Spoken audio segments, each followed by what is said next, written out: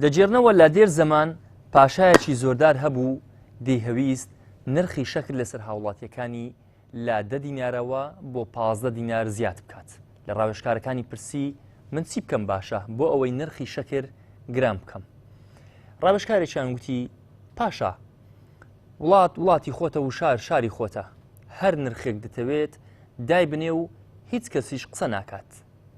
ڕاوێژکارێکی دیکەوتی پاشا ئەگەر بتەوێت نرخی شەکر لە 10 دینارەوە بکەیت بە 15 دینار ئەوە پێویستە سەرەتا نرخی شەکر بکەیت بە 30 دینار.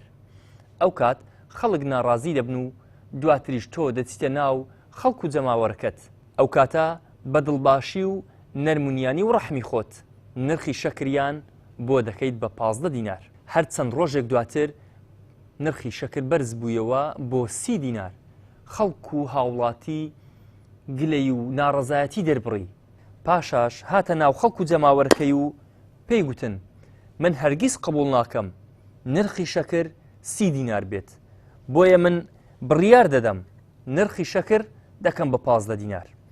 هەر ئەو کاتە خەڵک و جەماوەر چەپڵەیان بۆ پاشا لێدا و گوتیان بەڕاستی پاشایەکی دەست و دڵباشمان هەیە.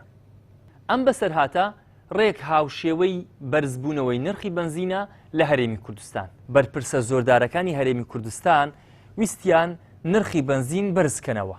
سەرەتا قەیرانێکی قوڵی بنزینیان دروست کرد و دواتریش بڕیارەکەیان هەڵوەشاندەوە و نرخی بنزین بۆ چەند هێندەی خۆی بەرز بوویەوە.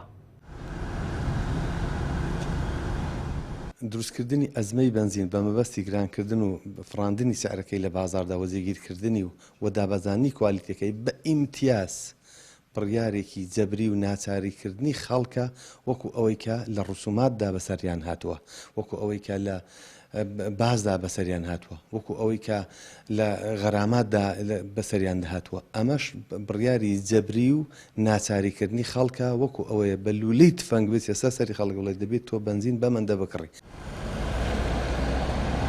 شۆفێرانیش دەڵێن دۆخی بنزین بۆ شۆفێران لەو پەڕی خراپیە و ئێستاش ئەو بڕی پێمان دەدەن بەو کارتی ئەلکترۆنیە بەشمان ناکات. ژێویشدانمە ڕۆژانم بە سڕێ بنزینە. ئێستا کە پێشتر باش و ڕۆژان داتی سڕێ بنزینمان دەگرت بای 20 15 بنزین دەگرت تێمان دەگرێت. ئێستا وەلی هاتە 3 ڕۆژ 4 جارێک بنزینمان دەدەنێ بە کارتی ئەلکترۆنی.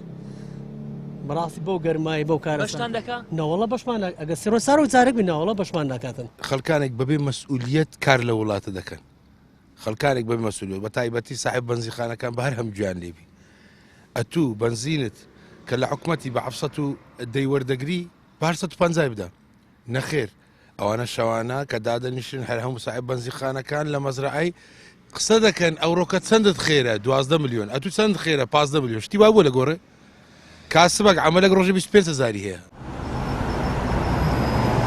لە سەرەتای مانجی 6 ئەمساڵ نرخی بنزینی نۆرماڵ 1170 دینار و سوپەر 1580 دینار و محەسەن 1485 دینار بوو. بەڵام ئێستا کە لە سەرەتای مانجی 8 داین و دوای بڕیارەکانی حکوومەت نرخی بنزینی سوپەر بۆ 2100 دینار بەرز بۆتەوە و محەسەن بۆ 1300 دینار و نۆرماڵیش بۆ 1285 دینار بەرز بۆتەوە. ئیدریس محەممەد، کەناڵی ئاسمانی پەیام، هەولێر.